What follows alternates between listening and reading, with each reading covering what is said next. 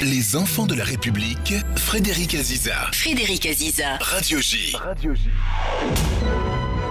Bonjour et bienvenue dans Les Enfants de la République. Donc vous êtes l'invité Clément Beaune. Bonjour. Bonjour. Alors vous êtes un macroniste de la première heure, c'est bien ça? Oui, hein oui, je crois qu'on peut le dire. Et alors après avoir suivi Emmanuel Macron, d'abord au ministère de l'économie, puis à l'Élysée, avant de devenir son ministre, vous retrouvez aujourd'hui sans mandat et vous vous confiez sur votre parcours personnel, votre parcours politique, sur vos idées aussi, et vos souffrances, et peut-être aussi vos ambitions dans un livre que vous publiez chez Stock, son titre « Je dirais malgré tout que la politique est belle ». Alors on va voir si c'est le cas ou pas, en tout cas ce livre... J'espère le démontrer. Voilà, ce livre c'est quoi? C'est une psychothérapie?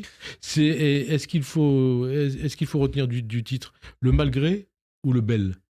L'ensemble, c'est une référence à Jean d'Ormesson qui avait repris dans son dernier livre d'ailleurs, ce vers qui conclut un poème d'Aragon. Chacun choisira la référence. Non mais vous choisissez quoi? Moi, je choisis... C'est le en même temps? Non, moi je choisis le dernier mot qui est d'ailleurs marqué en rouge sur la couverture, qui est la beauté. Malgré tout, parce que c'est jamais simple, parce qu'il y a des épreuves, parce qu'il y a un parcours, parce qu'il y a des moments de haut et des moments de bas. Comme dans la vie, la politique c'est humain, c'est du matériau humain, on n'a que nous-mêmes à offrir quand on s'engage dans la cité, dans la vie politique, quel que soit son parti. C'est ce que j'essaie de décrire. C'est pas un livre d'amertume, c'est pas un livre, je crois, de psychothérapie, parce que je cherche pas à me faire traiter, plaindre, consoler ou autre. Je cherche à m'engager, à montrer comment quelqu'un qui a une quarantaine d'années aujourd'hui, qui est pas forcément prédestiné pour la politique, personne n'en faisait dans ma famille. Mais vous dites ça vous a toujours personne n'était élu, mais ça m'a toujours intéressé. Attiré. Hein? C'est vrai. Et puis, comme souvent, la bascule, c'est un mélange d'attirance ancienne, comme j'essaie de le décrire depuis l'enfance, pour la vie politique, la vie publique. Alors justement, on va parler et puis ensuite de circonstances. Voilà, le parcours, votre environnement familial. Donc, avant justement de parler plus précisément de votre livre, et puisque c'est le principe de l'émission, quelques mots sur votre parcours. Vous êtes un enfant de la génération Mitterrand, puisque vous êtes né juste après son élection. Août 81. Un enfant, comme vous l'écrivez dans votre livre, né dans une famille de gauche. Militante. Mon Votre père a été surtout. militant. Une époque, les années Mitterrand, je suppose que ça a compté pour vous. Ça a compté parce que pour moi, d'abord, c'était la référence, c'était le président. J'en avais pas connu d'autres et jusqu'à mes 14 ans, j'en ai pas connu d'autres. Et dans ma famille, c'était en plus, pour mon père en particulier, pour mes deux parents, une figure importante, une figure aimée. Quand il y avait, je le raconte, une allocution du président, une interview du président, on regardait devant l'écran assez religieusement. Comme vous aujourd'hui avec Emmanuel Macron, non? Bien sûr, je regarde les interventions du président, je confirme, pas que celle du président. Religieusement? Oui, religieusement. Religieusement aussi, parce que quand j'étais petit, il y avait un côté mystérieux. Je voyais un vieux monsieur, il me paraissait âgé, il l'était relativement, qui parlait relativement lentement, posément, le style de Mitterrand, et je comprenais sans doute pas tout. C'est l'image que vous en gardez 44 ans après? C'est l'image que j'en garde, effectivement. J'ai l'image d'un président derrière le bureau élyséen, les dorures. J'aimais tout dans la politique, en fait, quand j'étais petit, sans tout connaître ou comprendre. J'aimais le décor, j'aimais le théâtre, j'aimais regarder les questions au gouvernement, j'aimais le décorum, si je puis dire, et puis j'aimais... entendre des gens s'interpeller, j'avais l'impression qu'ils disaient des choses utiles et intelligentes, peut-être c'était pas toujours le cas. Alors que vous étiez enfant. J'étais enfant, absolument. Alors, vous racontez tout un tas de choses dans ce livre. On apprend des choses étonnantes, notamment que Benoît Apparu, qui a été ministre de Jacques Chirac, de Nicolas Sarkozy. C'est un ami de votre sœur. C'était un ami de votre sœur. Oui, c'est un hasard complet. Ma sœur était lycéenne, il était pion, comme on dit, et ils sont devenus amis. Ils sont devenus, mais alors, vous racontez... Et je l'ai connu moi-même parce qu'il est devenu un ami de la famille. Il est devenu un ami de la famille, et alors, donc lui était RPR, UMP, et donc... RPR à l'époque, et votre famille socialiste. Vous racontez dans votre livre qu'il écrit en dédicace d'un livre sur Mitterrand, donc il est ouvert d'esprit, donc offert à votre père, à vos parents socialistes. Je lis sa dédicace, 10 ans de socialisme, 3 millions de chômeurs, et la famille Beaune continue de fermer les yeux. Et alors, je me suis dit, en disant ça, donc ça c'était il y a quoi, il y a une vingtaine d'années, tout début des années 90. Je me suis dit, ou 30 ans, et comme vous, il est devenu macroniste. Oui, alors je crois qu'on a quand même des nuances, des différences. Il a été au gouvernement de Nicolas Sarkozy, j'ai été au gouvernement d'Emmanuel Macron. Et vous étiez au cabinet de Jean-Marc Ayrault. J'étais au cabinet de Jean-Marc Ayrault, et ses identités politiques, je les décris aussi, elles comptent, la culture politique. Moi, je viens d'une famille culturellement de gauche. Juste là-dessus, mais on peut se réunir. Ça a été effectivement l'ambition d'Emmanuel Macron, et je crois sa réussite sur beaucoup de sujets, à faire travailler au moins un moment, au moins sur l'essentiel, les gens qui n'avaient pas toujours le même parcours politique. Ça n'empêche qu'il a cette culture RPR, si je peux dire. Mais sociale. Alain Juppé, Jacques Chirac étaient ses références quand il était jeune. Les miennes, j'étais plus jeune, c'était Mitterrand, puis Jospin. Et ça n'empêche pas de débattre. Et j'ai ce souvenir surtout, il m'a appris, avec mon père, parce qu'il s'engueulait beaucoup, mais gentiment, le débat politique et la passion du débat politique. Alors vous écrivez que cette gauche culturelle ne vous a jamais quitté et ne vous quittera jamais. Vous êtes toujours de gauche ? Ah oui. Vous êtes de gauche ? Parce que c'est pas ce que disaient vos adversaires politiques. Et notamment Emmanuel Grégoire, qui a été candidat contre vos législatives, que vous a battu, et que vous aviez connu avant. C'est un ami au cabinet de Jean-Marc Ayrault. Et vous n'avez pas dit « je serai candidat contre toi ». Non, on apprend la vie politique, ses amitiés et ses brutalités. Je ne raconte pas ça pour me plaindre ou pour distribuer les bons et les mauvais points, pour expliquer aussi comment ça marche. Parfois, les grandes amitiés, puis les grandes violences symboliques.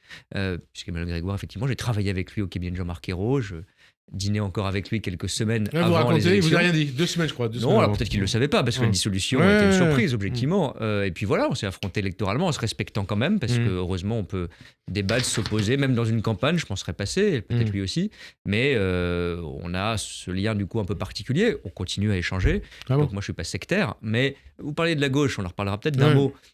Moi... on peut me faire des reproches de me décerner des non brevets de gauche, si je puis dire. Ça, c'est pas moi qu'il appartient de juger. Mais moi, j'ai l'impression d'avoir toujours été cohérent sur mes idées, pro-européennes, social-démocrates, laïques. Et ce que je ne peux pas accepter à gauche, c'est l'alliance de la NUPES et du Nouveau Front Populaire. C'était la grande différence avec Emmanuel Grégoire et beaucoup d'autres, même si, individuellement, il y a des idées qui nous rapprochent. Alors, justement, l'Europe, votre jeunesse, la période 89-90, ça a marqué. Ça a marqué votre jeunesse, avec la chute du mur de Berlin. Quel souvenir vous en avez dans la nuit du 9 novembre 89 ? Chute du mur de Berlin, chute de l'URSS et ses régimes satellites. C'est de là que vient votre intérêt pour l'Europe ? Vous parlez longuement dans le livre. Je crois, oui. C'est toujours difficile, c'est plusieurs choses, mais c'est beaucoup ça. Je suis un enfant du mur de Berlin, de la chute du mur de Berlin en 89. J'ai plutôt un souvenir, bizarrement, je ne sais pas exactement pourquoi, de fin 89, de la révolution roumaine, parce que c'était c'est des images qui ont marqué. Des images qui ont énormément marqué. Décembre 89, ça a marqué. Je me souviens d'en parler à mes parents. Le procès de Ceausescu. Voilà, je ne savais pas qui étaient les Ceausescu, mais j'ai compris que c'était des dictateurs qui étaient renversés. Ces images très violentes, c'était la première révolution en direct à la télé. Et on a vu un procès expéditif, avec une mise à mort expéditive. Bien sûr, donc une violence qu'on peut comprendre, parce que c'était le renversement d'un dictateur, mais j'avais en tête, et ça je m'en souviens assez clairement, cette espèce de grand mouvement un peu diffus, un peu confus, que m'expliquaient tant bien que mal mes parents, de libération de la dictature à l'est de l'Europe. Et mon souvenir le plus clair, c'est que mes parents ont eu la bonne idée, je crois... de vous faire visiter les pays européens. Exactement, et surtout de m'emmener à Berlin, à l'été 90, donc entre la chute du mur et la réunification. Et ça, j'ai le souvenir, j'ai des photos, j'ai des morceaux de mur même qu'on a rapportés, de cette ville qui était une sorte de grand no man's land assez joyeux, où il y avait des vrais et des faux soldats russes qui vendaient leurs chapkas, leurs gourdes et leurs piles. Ah, vous aussi, vous avez acheté des chapkas ? Oui, sans doute des fausses, peut-être. Des vrais bouts de mur, ça je crois, en revanche. Et des képis. J'en ai encore. C'était devenu un peu folklorique, assez joyeux, je le disais. Et j'ai le souvenir de cette ville de Berlin où il y a cette ouverture incroyable qui se fait, des grues déjà partout et des chantiers partout. Ces personnes qui vendent un peu les souvenirs d'une époque déjà ancienne, l'époque soviétique, et la Coupe du Monde de foot, puisque ce même été, comme quoi la victoire appelle la victoire, la République fédérale d'Allemagne, à l'époque encore, a gagné la Coupe du Monde. Et donc il y avait une espèce de liesse dans Berlin ce mois d'août 90, juillet-août 90, qui était très marquante. Retour quelques années plus tôt.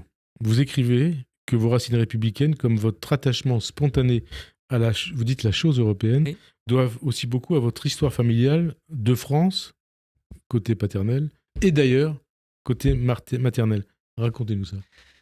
Oui, c'est une histoire très française d'une famille... Oui, vous l'écrivez, c'est une histoire française. Qui est passionnante, parce que le XXe siècle... Et vous vous souvenez que la première fois que vous en avez parlé, c'était ici ? Oui, absolument. Il y a 3 ans peut-être. Dans Les Enfants de la République, j'en avais dit quelques mots, je le développe davantage dans le livre. Et entre-temps, d'ailleurs, j'ai eu, grâce à vous notamment, la possibilité de faire des recherches sur ma famille. C'est une famille juive d'Odessa, d'Ukraine actuelle, qui se décrivait elle plutôt comme russe, parce que c'était l'Empire russe. Alors on va donner leur nom, Naroditsky. Naroditsky. Naroditsky, c'est pas Nora. Israël Naroditsky, mon arrière-grand-père, qui, comme beaucoup, a fui série de pogroms, on ne sait pas l'année exacte, mais sans doute autour de 1910. Alors vous dites autour de 1910, ils sont partis ils sont passés par la Turquie. Ouais.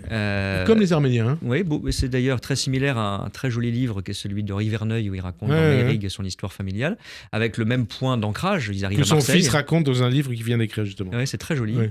Et il y a beaucoup de similitudes, effectivement, entre la communauté juive à Marseille, immigrée, oui, et la communauté arménienne. Parce que comme les Arméniens, vos arrière-grands-parents prennent le bateau, ils sont à fond de cale, ils changent de nom, on leur attribue le nom de Schwarzmann, sans doute parce qu'ils étaient pleins de suie, donc c'était l'homme noir. Je le dis avec mais Schwarzmann, ça fait juif comme nom. Alors justement, je le dis avec une ironie un peu triste avec le recul, mais c'est qu'ils estimaient qu'avoir un nom juif allemand, c'était mieux qu'avoir un nom juif russe en 1910-12 en France. Donc ils arrivent à Marseille et ma grand-mère, dans une fratrie de 9, est la première à naître en France, à naître à Marseille. Et ça éclaire beaucoup de débats contemporains en 1912, sur les prénoms par exemple, puisque je n'ai jamais su d'ailleurs si son prénom de naissance était Rose, comme elle le disait quand je l'ai connue 75 ans plus tard, ou si c'était Reisley, qui était le prénom yiddish d'origine juive russe. Et en tout cas, sa famille a vécu ensuite une très belle intégration républicaine. Son grand-père a refait son métier, son père a fait son métier de tailleur. Il a ouvert une petite échoppe à Marseille, beaucoup travaillé. Il a imposé à ses enfants, avec une grande rigueur, qu'ils ne parlent que français. Donc, alors qu'à la maison, on parlait yiddish et polonais. Entre eux, ils parlaient russe et yiddish, mais les enfants n'ont jamais eu le droit de parler russe et yiddish.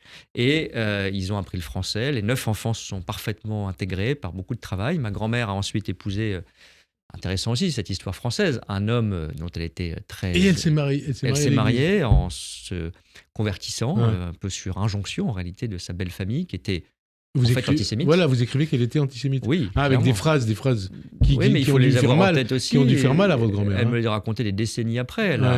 Elle avait une belle-sœur, sa future belle-sœur, quand elle appelait à la maison, ils avaient le téléphone, ce qui était aussi un symbole de réussite. La Cohen. Elle disait, c'est la fille de Lévy qui téléphone. La fille de Lévy, pardon. Je dis Cohen, mais c'est ça, Lévy. C'est des phrases qu'on trouvait dans la petite bourgeoisie française au début des années 30. Alors... Et ça dit quelque chose aussi, mais ce sont des gens qui ont passionnément aimé la France, qui même après la guerre, puisqu'ils ont été déportés, mon arrière-grand-père, son fils, et même après cette période dramatique, la déportation, la Shoah, la mort à Auschwitz, ils ont gardé l'amour de la République et de la France. Et des valeurs de la France. Alors, quand on va sur le site du mémorial de la Shoah, vous y êtes allé, on apprend que votre arrière-grand-père, Israël Naroditsky, né le 18 janvier 1876 à Odessa, a donc été déporté par le convoi 67 du 3 février 1944. Donc, quand vous avez vu ça, quand vous avez vu ces photos, ça a dû vous faire mal.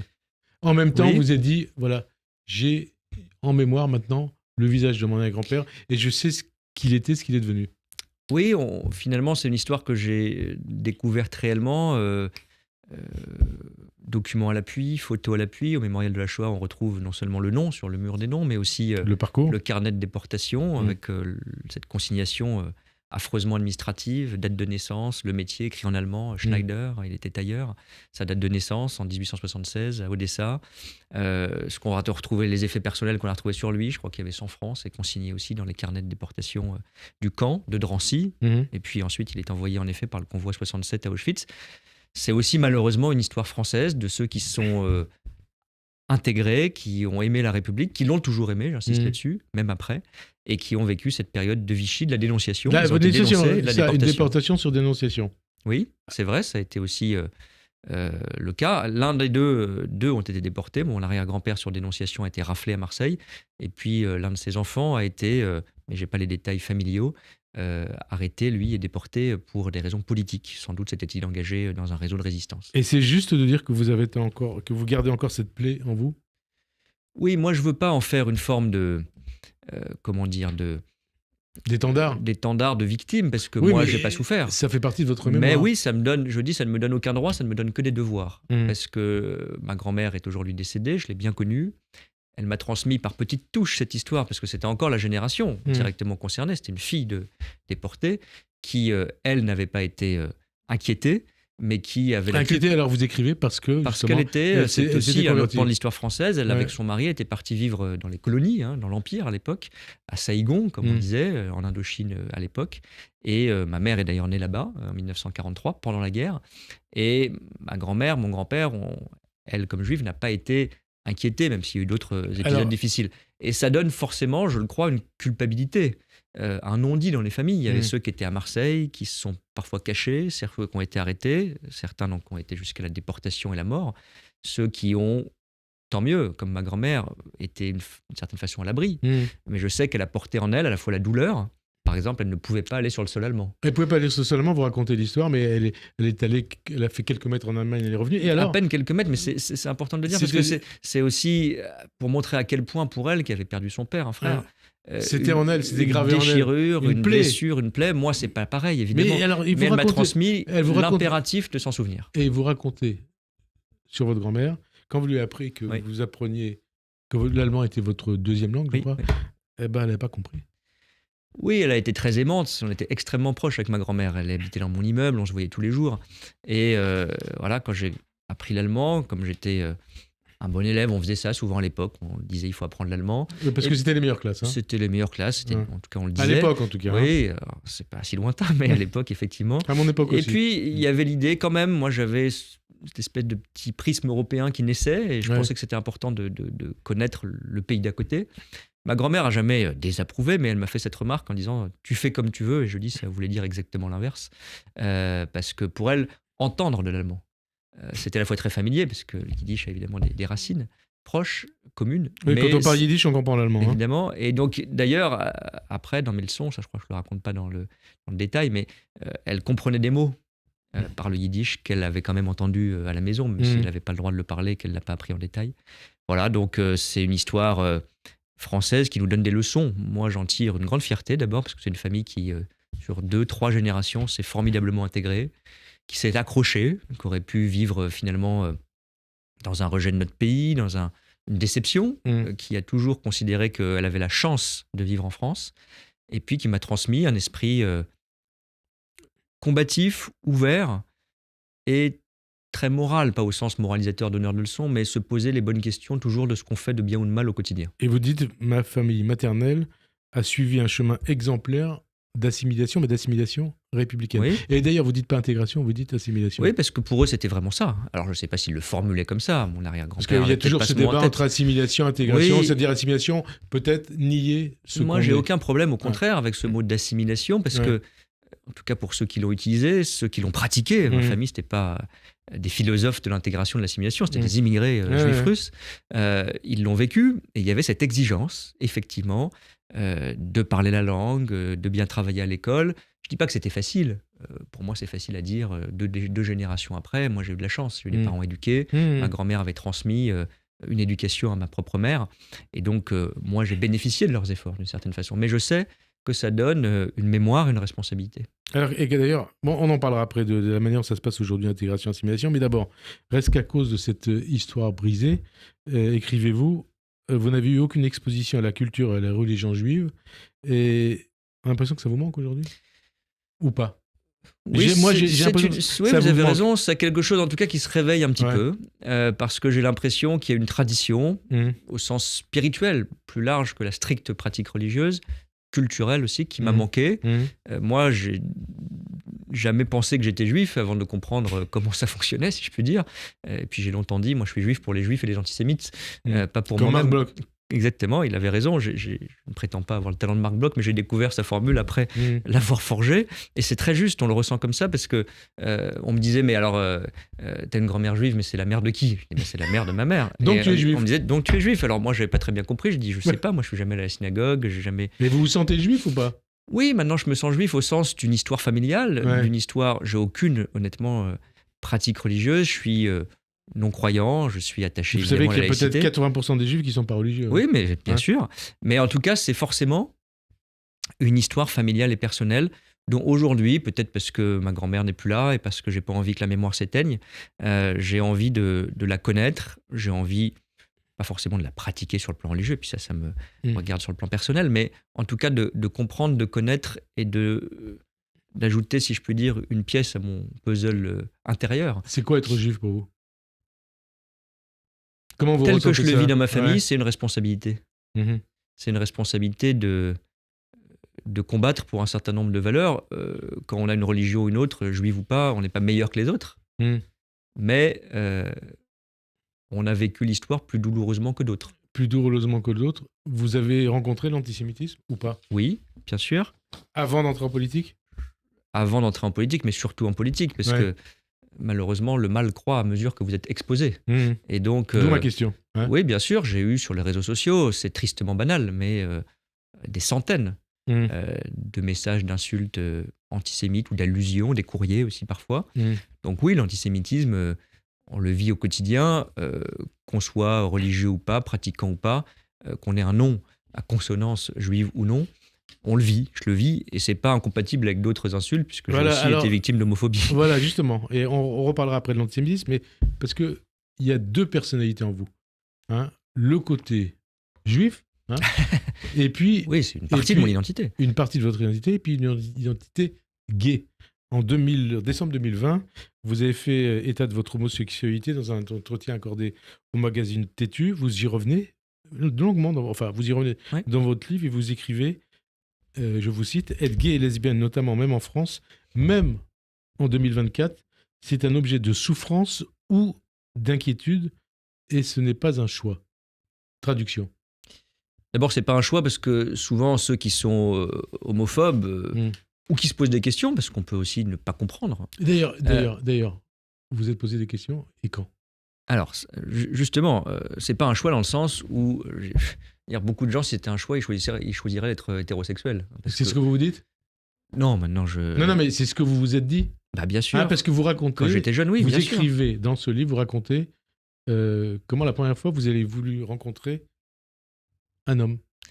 Oui, je raconte ça parce que même en 2024, même en 2025 aujourd'hui, même en France, je le dis, même dans des milieux ouverts, et j'étais dans un milieu ouvert, j'ai pas connu de difficultés majeures. Il y a des gens qui sont chassés de chez eux, qui pensent au suicide ou même qui passent à l'acte, tellement c'est douloureux.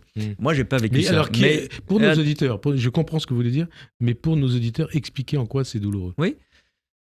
Parce que quand vous êtes jeune, en tout cas c'est ce que j'ai vécu, je crois beaucoup, vous avez envie, ce qui n'a pas beaucoup de sens, mais d'être comme tout le monde.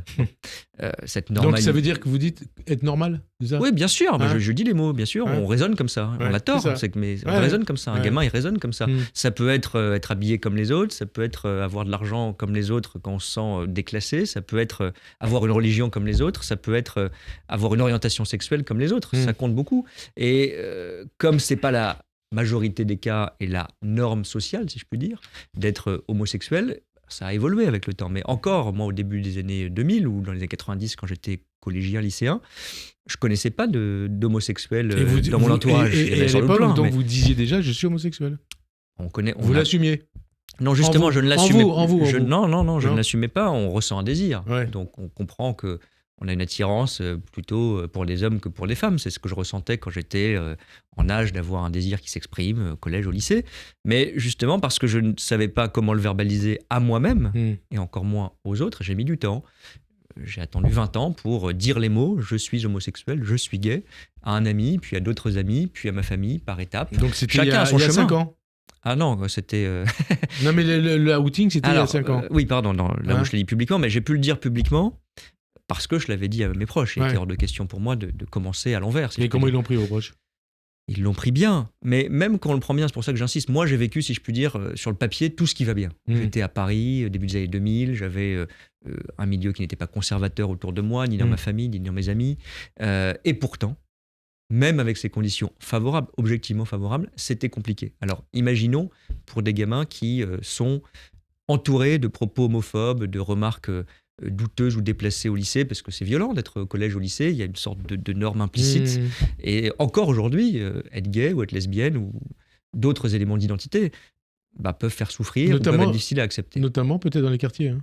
Oui, bien sûr, bien sûr. On est d'accord. Oui, vous avez raison, mais ça n'a pas été très difficile pour moi, mais je le dis, et je l'ai dit comme personnalité publique, parce que, et c'était pas prémédité, je l'ai dit dans une interview, évidemment, personne ne m'a forcé, je l'ai dit spontanément, mais j'avais pas réfléchi parce qu'à à le l'époque, dire. certains ont dit c'est un calcul électoral. Oui, mais ça, je trouve vous souvenez de ça, hein? Oui, bien sûr. Bon, mais ça, ceux qui ont envie de penser ça, je cherche pas à perdre du temps, je les dissuaderai jamais de le penser.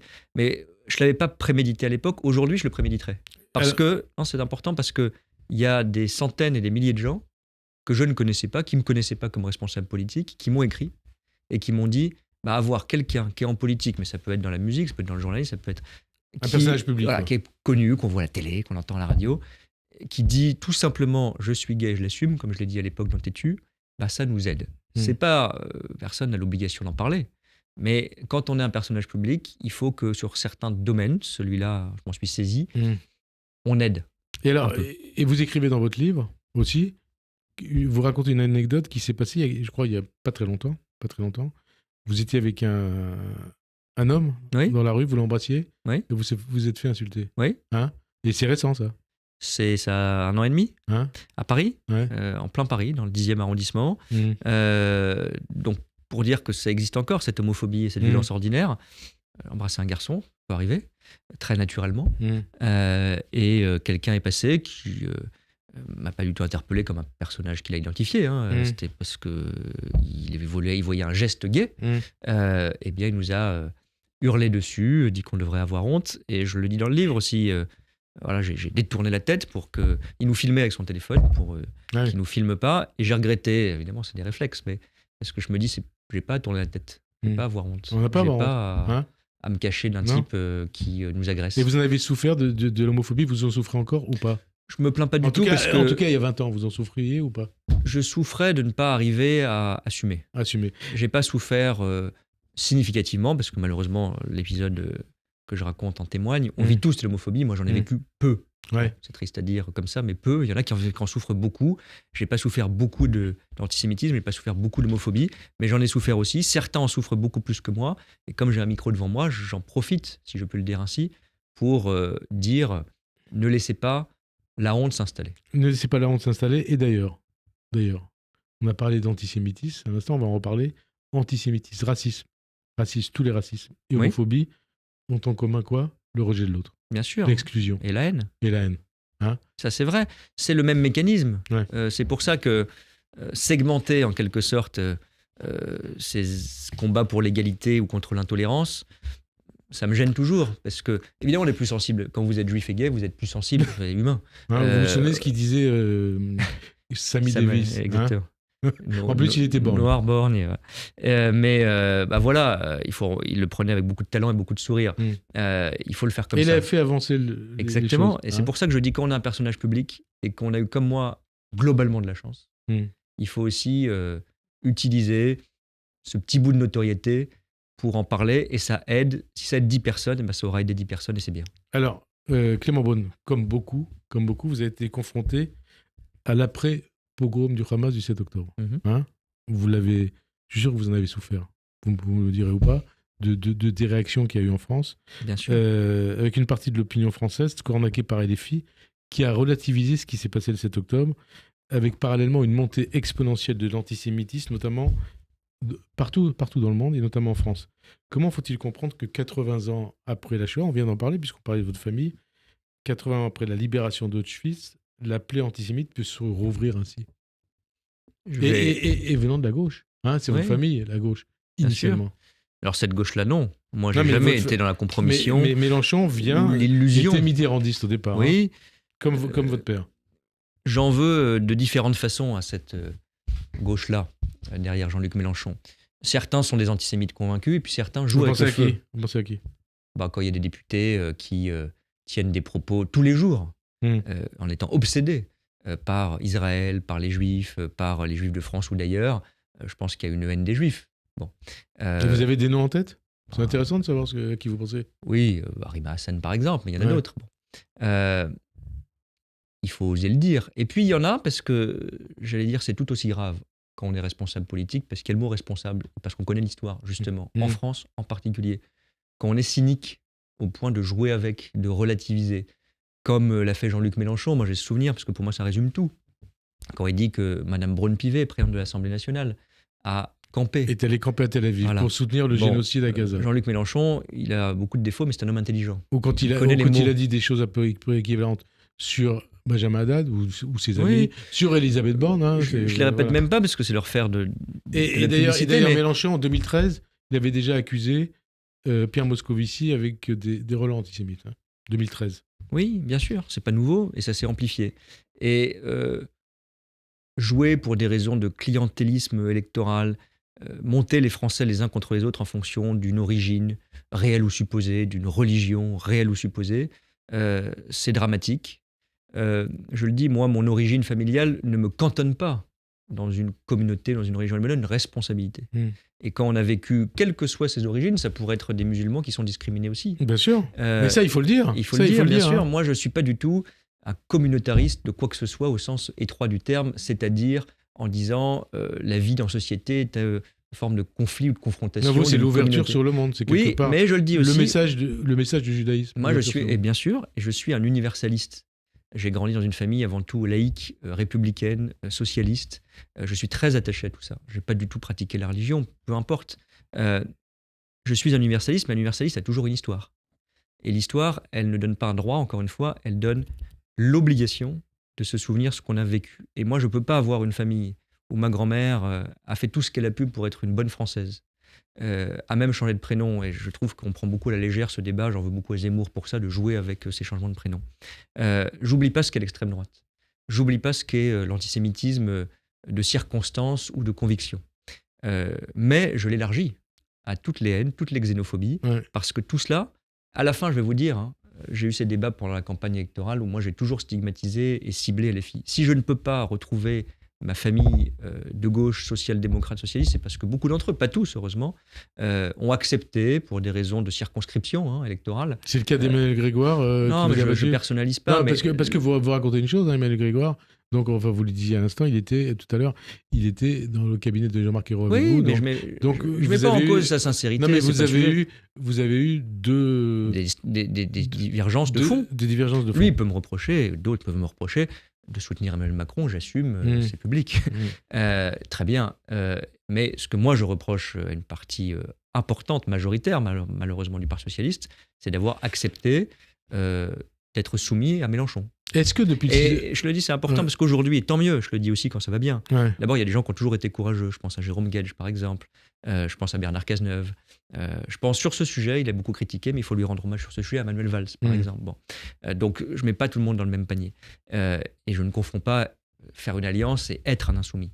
Mais aujourd'hui, le Parti socialiste se détache de la France insoumise au nom de la rupture de la France insoumise. Je dis bravo, mais je dis il était temps aussi. Il était temps. Parce qu'on n'a pas découvert, il y a 3 semaines, que Jean-Luc Mélenchon jouait avec le feu. Jouait avec le feu ou était antisémite ? Non, moi je ne prends pas ce mot à la légère. Je ne dis pas que Jean-Luc Mélenchon est antisémite parce que je ne le sais pas. Je n'espère pas. Autour de lui, il y en a. Sans doute, mais à la limite, comme responsable politique, c'est pas ce qui m'intéresse. Je ne sonde pas les cœurs. Non. Ce qui m'intéresse, c'est leur comportement. Et leur comportement, je sais qu'il est dangereux et je sais qu'il alimente l'antisémitisme. Et alors, est-ce que, depuis le 7 octobre 2023, vous vous sentez plus juif ? Parce que beaucoup...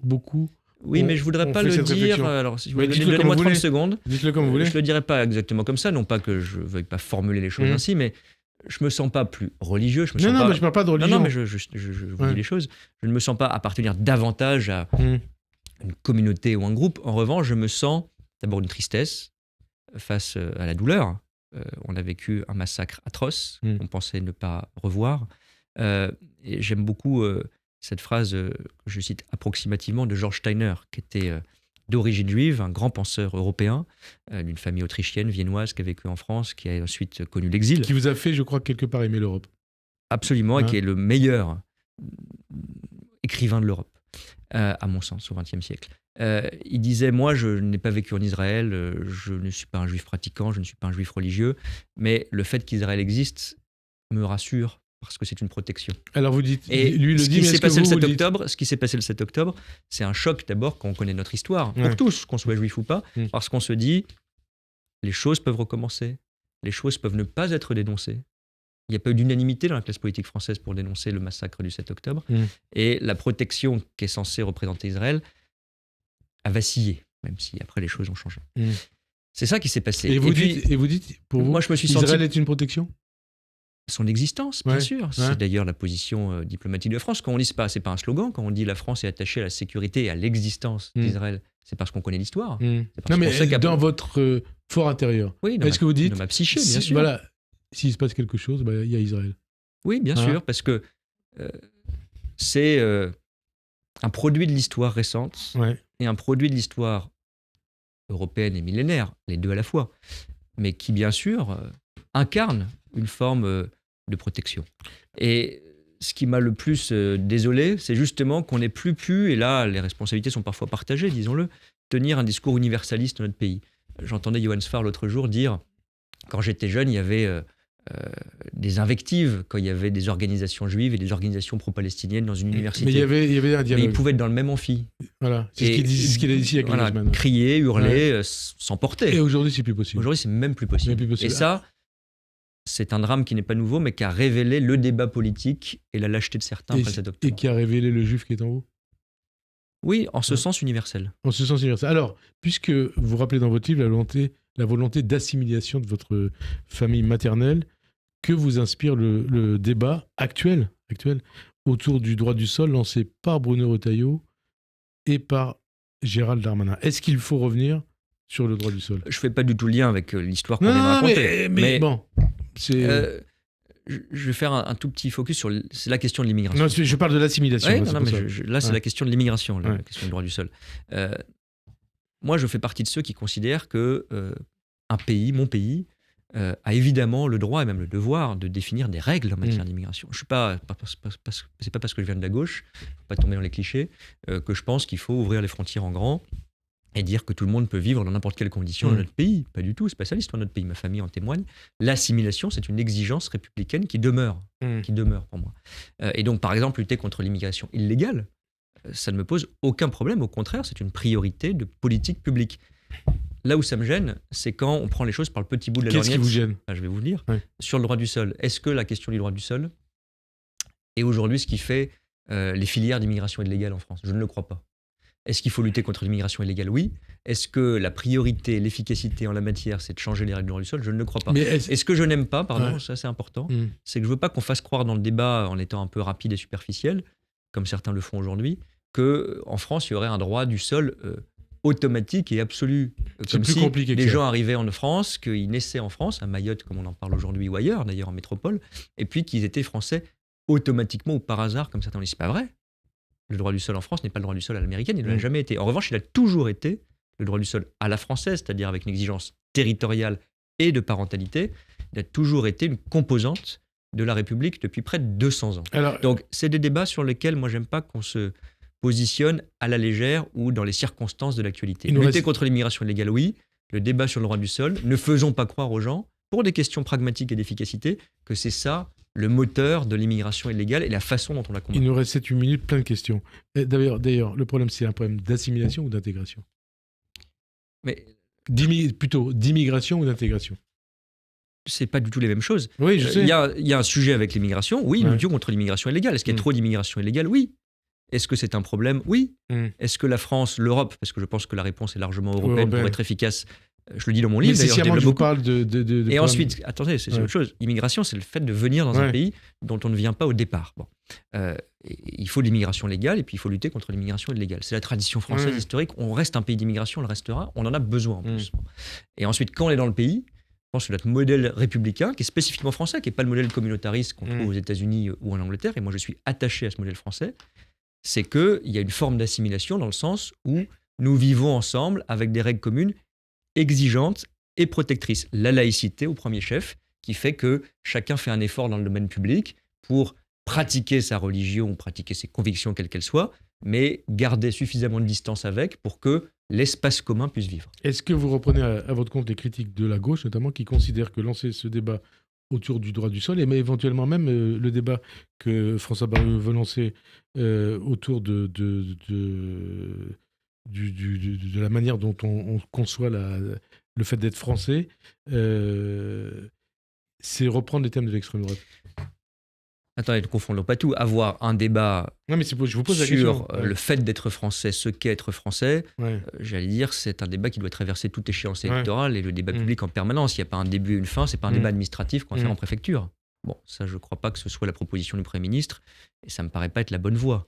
Le débat sur le droit du sol, j'insiste, me paraît donner l'impression que c'est la question du droit du sol, et peut-être même le droit du sol issu de la tradition républicaine depuis plus de 150 ans, qui serait le moteur de l'immigration légale. Je ne crois pas que ce soit vrai. Alors, quand on vous lit, on se dit, Clément Beaune, c'est un déçu du macronisme. Non, moi je ne me présente pas comme ça. Vous êtes dur sur la dissolution ? Alors, pas tellement. Parce que je dis il aurait fallu une dissolution. Je dis ce qui a manqué, c'est... on me dirait c'est facile à dire maintenant. Vous parlez de l'été du grand effondrement. Oui, mais c'est pas sur la... Soyons précis, c'est pas sur le geste de la dissolution lui-même. Je dis que ça aurait été préférable, à mon sens, d'avoir un moment où on tentait l'union nationale avant la dissolution. Probablement en proposant, par exemple, je le dis très concrètement, au PS et aux Républicains de rentrer dans un gouvernement avec l'ex-majorité présidentielle. Bon, ça n'a pas été fait, il y a eu la dissolution. Ce qui est le plus intéressant et le plus préoccupant, c'est ce qui s'est passé après la dissolution, où face à un Parlement fragmenté, où à l'évidence il fallait faire des compromis, des coalitions, on a perdu beaucoup de temps. Et tout le monde dit c'est la faute du président. Moi je ne dis pas ça justement. Je dis c'est la faute des partis politiques et au Parlement, de ceux qui n'ont pas réussi. Il n'y a pas eu, n'ont pas réussi à s'entendre, il n'y a pas eu une seule réunion, je vérifie, au Palais Bourbon à l'Assemblée nationale, pendant tout l'été jusqu'à ce que le président invite lui-même les partis à l'Élysée, pour essayer de construire une coalition de certains partis. Ça dit quelque chose de notre mentalité collective qui n'est pas propice au compromis. C'est en train de changer. Mentalité collective, y compris au sein du même parti. On constate une inimité persistante à l'égard de Gabriel Attal dans votre livre. C'est votre lecture. Je vais vous citer les propos que vous écrivez. Qu'est-ce qui a fait le succès de Gabriel Attal, ministre de l'Éducation nationale, dans l'opinion publique ? C'est vous qui posez la question. Pas le choc des savoirs, qui est le propre de l'éducation nationale, mais l'interdiction de l'abaya. J'y suis favorable, c'est vous J'y suis favorable. Mais reconnaissant que cette tenue ne résume pas la réforme en profondeur dont a besoin notre école. Vous ajoutez, le débat s'appauvrit quand le symbole prend toute la place.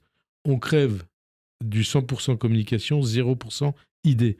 Pourquoi tant de haine vis-à-vis de Gabriel Attal ? Alors là, pour les lecteurs qui vont, j'espère, lire le livre, vous faites un résumé. Oui, j'ai lu, les gars. Je vous en sais gré. Mais vous faites un résumé partiel, il y a plein de pointillés. Oui, mais c'est le grand amour avec... Je vais vous dire ce que je pense. Entre vous... Je vous réponds quand même après. Vous allez répondre. Entre vous et Gabriel Attal, c'est comme entre Alain Juppé et Philippe Seguin, ou entre Lionel Jospin et Laurent Fabius. Vous savez, si l'un de nous deux est du niveau de Lionel Jospin, Laurent Fabius, Philippe Seguin ou Alain Juppé... C'est déjà bien pour la politique française. Non, mais c'était des haines. Non, honnêtement pas du tout. Et je crois mon livre, à l'égard de personne d'ailleurs, ne transpire pas la haine, il est positif. Et j'essaye justement, il y a eu tant de livres qu'on fait leur chou gras de petites phrases et d'amertume. Le mien n'est pas dans cet esprit. Alors, mais non, je dis il reste 3 minutes, il faut aller vite. Soyons honnêtes, Frédéric Aziza, je dis pas ça à propos de Gabriel Attal, je dis ça à propos de nous tous.